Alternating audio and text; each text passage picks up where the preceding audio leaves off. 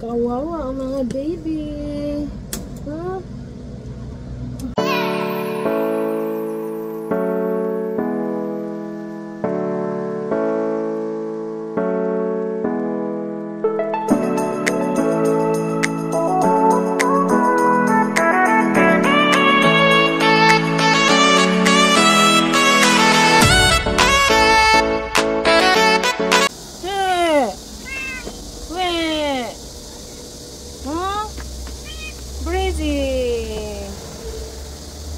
Breezy.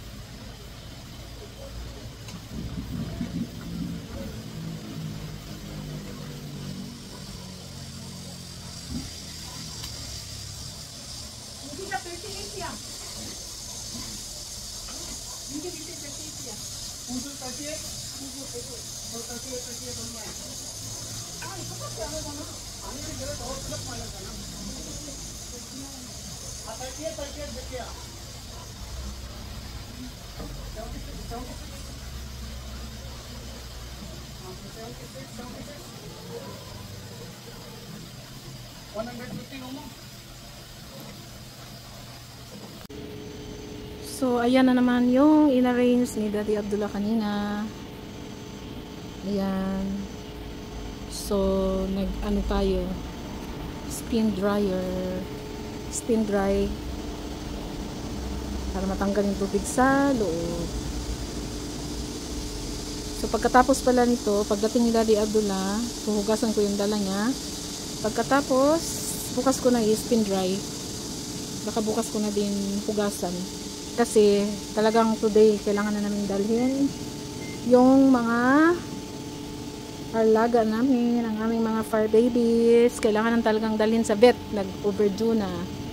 Tsaka wala na tayong time. So, kailangan madala na siya.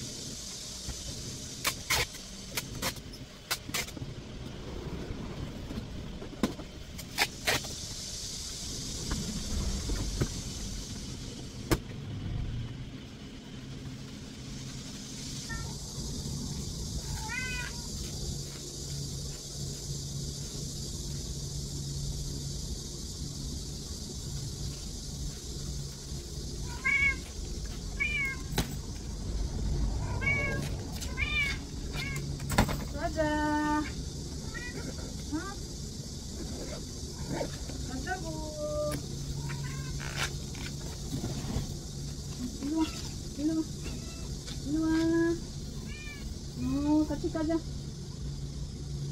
Kasi kada. Ay, bukat si kada.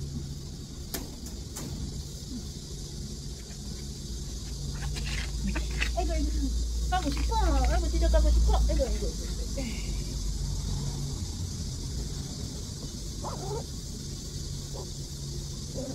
Punta tayo sa vet.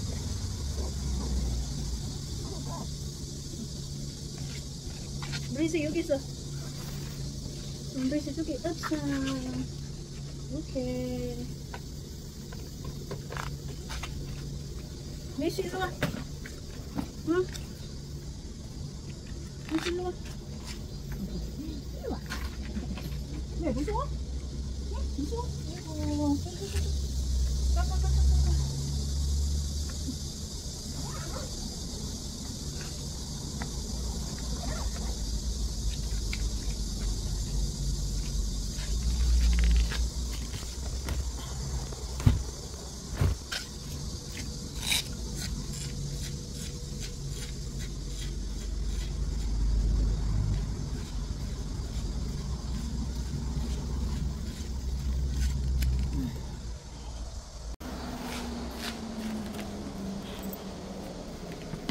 Annyeong.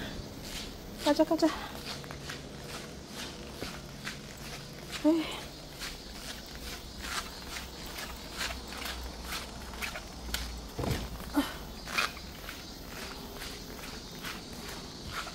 Dito muna kami sasakay. Tapos pagdating doon, uwi sa bahay, mag-change tayo ng sasakyan para hindi sila matakot. Kawawa ang mga baby. Huh?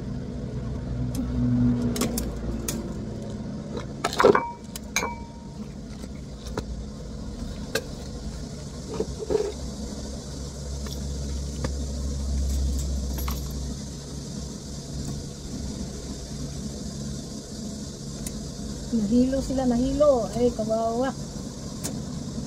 Nahilo sa biyahe. Magsaing tayo. So, ang rice natin ay may halo yan na kung ano-ano. May black rice, brown rice. Yung puti at saka brown dyan, ano daw yan? Pangpalo ng kolesterol, yung black rice. Ano pa ba yan? Pagkatapos nito, red ang labas. Dito sa Korea, hindi kasi sila kumakain talaga ng pure white. May halo.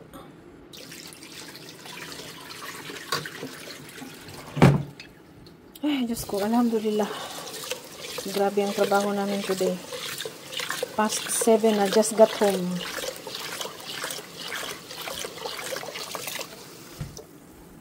So, ito yung bahaw. So, ganyan ang result. Red. May pagka-red. Yan.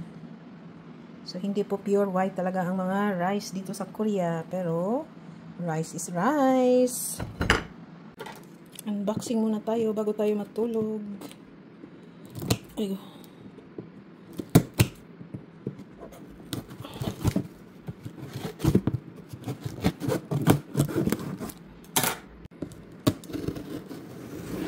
Unboxing. So,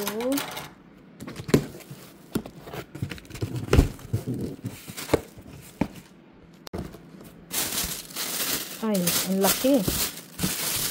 So, beetroot. Ang laki niya. Ang laki ng beetroot. So, mag-beetroot ulit tayo. Kasi matagal, mga 1 buwan akong hindi naka-beetroot eh. So, bukas mag-blend tayo ng beetroot. Fresh juice. Para mag-normal na naman ang ating mga abnormal level sa mga hormones. Good morning everyone. So, today is Wednesday, August 20. So, time check, it's already 6 o'clock. So, gagawa ako ng fresh juice, beetroot fresh juice. Mga 1 buwan, mahigit 1 buwan na din ako hindi nakagawa nito. So, kailangan nating iinom uli nito kasi parang mag-normal lahat ng level ng mga abnormalities, maging normal. Kung may high blood, okay ito sa high blood, cholesterol, triglycerides, kasi subok ko na ito. So, bumaba siya lahat. Mga uric, kidney problem, nakakatulong siya, nakakalakas, more on fiber. So, sa mga gustong magpapayat, so ito lang ang inumin, fresh juice. Huwag na lang haluan. Pero sa mga anemic, sa mga gustong medyo magpataba, haluan siya ng haluan nyo ng carrots, apple, ganun. Pero ako gusto kong mag-lose weight at saka yung mga manas-manas para matanggal. Kailangan niya may ginger. Pero wala akong ginger today. Ito pure lang. Mamaya bibili ako. So sa akin, ginger at saka lemon dapat ihalo. So ang laki-laki po niya. Galing po to sa Jeju-do. Sa Jeju Island. Kaya medyo mahal-mahal din. Pero okay lang naman kasi kahit mahal, mag-invest tayo sa ating mga health, sa ating katawan. So, ngayon blender ang gamitin natin kasi hindi rin maganda kung palaging juicer ang ginagamit. Kasi pag always juicer ang ginagamit, nawawala yung enzymes ba. So, minsan blender, tapos minsan pag sobrang busy, so juicer, pwede na yun.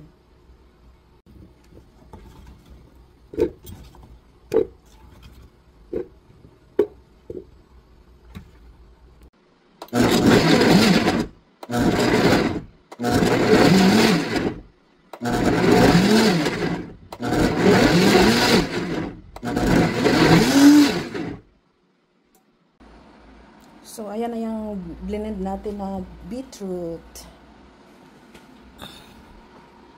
So, bago tayo inom ng ating mga maintenance, so ito muna unahin natin.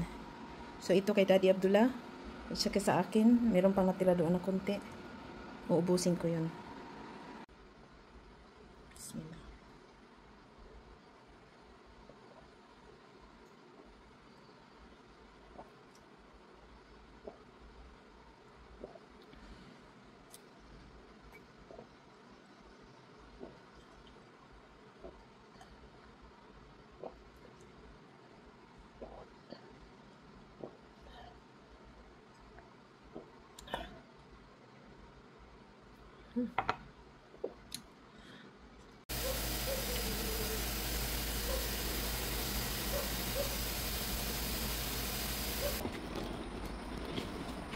Good evening guys.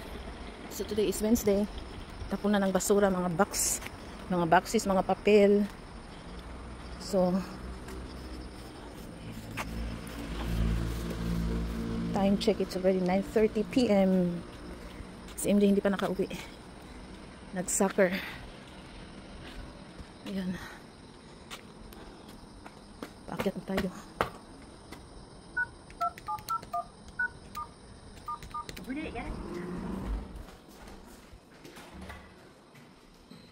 Paakyat na tayo. Thank you for watching. God bless everyone. See you around.